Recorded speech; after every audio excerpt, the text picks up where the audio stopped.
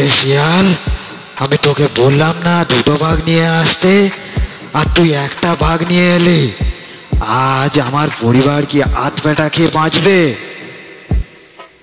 কোনো এক সময় এক কৃষকের একটি গরু ছিল। গরুটির খুব বয়স হয়ে গিয়েছিল। বয়স্ক গরু হলেও গরুটি ছিল খুব পরিশ্রমী এবং বুদ্ধিমান। একদিন কৃষক মনস্থির করলো যে গরুটার যেহেতু বয়স হয়ে গেছে, তাই তাকে দিয়ে আর সে খাটাবে না। তাই কৃষকটি একটি সিদ্ধান্ত নিল এবং গরুটিকে নিয়ে চলল জঙ্গলের দিকে। জঙ্গলের মাঝে গিয়ে কৃষকটি গরুটিকে বলল, বিদায় বন্ধু, তুমি আজ থেকে স্বাধীনভাবে থাকো। তোমাকে দিয়ে আমি আর খাটাতে চাই না। তুমি তোমার নিজের খুশি মতো তোমার বাকি জীবনটা কাটাও। গরুটি ছিল কৃষকের প্রায় সর্বক্ষণের সঙ্গী। মন খারাপ লাগলেও কৃষক গরুটিকে স্বাধীনতা দিল। এদিকে গরুটিরও মন খারাপ লাগলেও স্বাধীনতা পেয়ে সে আর পিছন ফিরে তাকালো না। সে সামনের দিকে এগিয়ে যেতে লাগলো।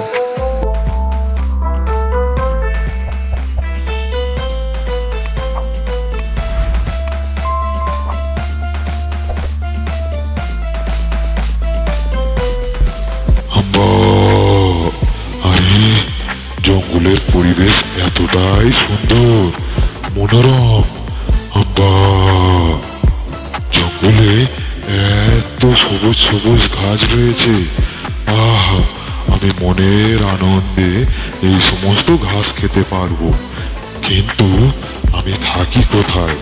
থাকার জন্য তো একটা জায়গা করতে হবে। এইভাবে গরুটি হাঁটতে হাঁটতে সে দেখতে পেল একটি জলাশয়। সে জলাশয়ের পাশে একটি গুহা দেখতে পেল। আরে বাহ, এই তো একটা গুহা রয়েছে, আবার সামনে জলাশয় রয়েছে বটে। তাহলে আমি এই গুহাতেই আজ থেকে থাকতে আরম্ভ করি। গরুটি মাঠের ঘাস আর জলাশয়ের জল খেয়ে দিন কাটায় এবং সন্ধে হওয়ার আগে গুহার ভিতরে ঢুকে যায়। এমনই একদিন যখন গরুটি গুহার সামনে দাঁড়িয়েছিল, তখন সেখান দিয়ে একটি বাঘ যাচ্ছিল। বাঘকে দেখে গরুটি তো ভীষণ ভয় পেয়ে গেল, তবুও সে মনকে স্থির রাখলো এবং একটা বুদ্ধি হাঁটলো। বাঘটি তার দিকেই ধেয়ে আসছে দেখে গরুটি জোরে জোরে বলতে লাগলো, আরে গিন্নি, আমাদের আর অভুক্ত থাকতে হবে না। একটা বুড়ো বাঘ এই দিকে আসছে, আমি ওকে এক্ষুনি ধরে নিয়ে গুহার ভিতরে যাচ্ছি। তুমি সবকিছু তৈরি রাখো আর একটু অপেক্ষা করো।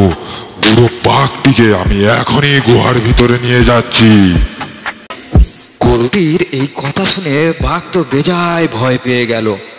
বাঘটি ভাবলো যে এটা কোনো বোধহয় নতুন জীব। এমনই ভাবনা চিন্তা করে বাঘটি জঙ্গলের দিকে দৌড় লাগালো। বাঘটি যখন দৌড়ে জঙ্গলের দিকে যাচ্ছিল, তখন তার সাথে একটি শিয়ালের দেখা হলো। বাঘকে দৌড়াতে দেখে এবং হাঁপাতে দেখে শিয়াল বলল, আরে বাঘ সমাজে এত হন্তদন্ত হয়ে চললে কোথায়? আরে ভাগ্নে, আর বলিস না, পাশের জলাশয়ে কাছে যে গুহাটা রয়েছে, ওখানে একটা নতুন জীব এসেছে। সে নাকি বাঘ খায়। আমি ওখানেই গিয়েছিলাম, সে তো আমাকে খেতে চাইলো। তাই প্রাণ বাঁচাতে আমি জঙ্গলের দিকে পালিয়ে আসছি। আরে বাঘ মামা, তুমি নাকি জঙ্গলের রাজা, আর সামান্য একটা গরু দেখে তুমি ভয়ে পালাচ্ছ? আরে মামা, ওটা আর কেউ নয়, ওটা হলো একটা সাধারণ গরু। তুমি আমার সাথে চলো, আমি তোমাকে দেখাচ্ছি এখনই। আরে না না ভাগ্নে, খামোখা বিপদে ঝুঁকি নিয়ে লাভ নেই। চল চল, আমরা জঙ্গলেই পালাই। আরে মামা, তুমি তো জঙ্গলের রাজা, তা তুমি এত ভয় পেলে চলে?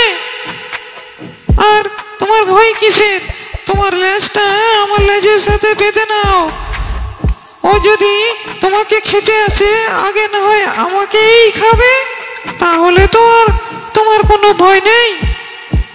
শিয়ালের কথায় বাঘ একটু যেন স্বস্তি পেল। ঠিক আছে, চল তাহলে দেখি যাই।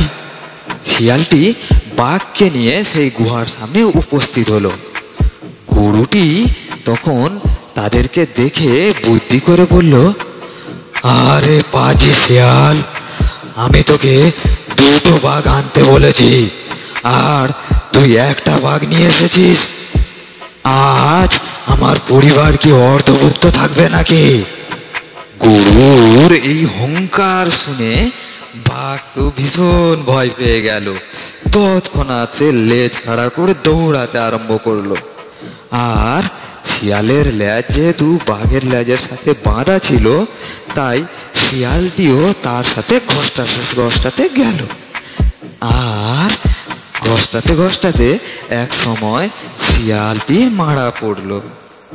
এরপরে গরুটি আনন্দের সাথে সেই গুহাতে দিন কাটাতে লাগলো।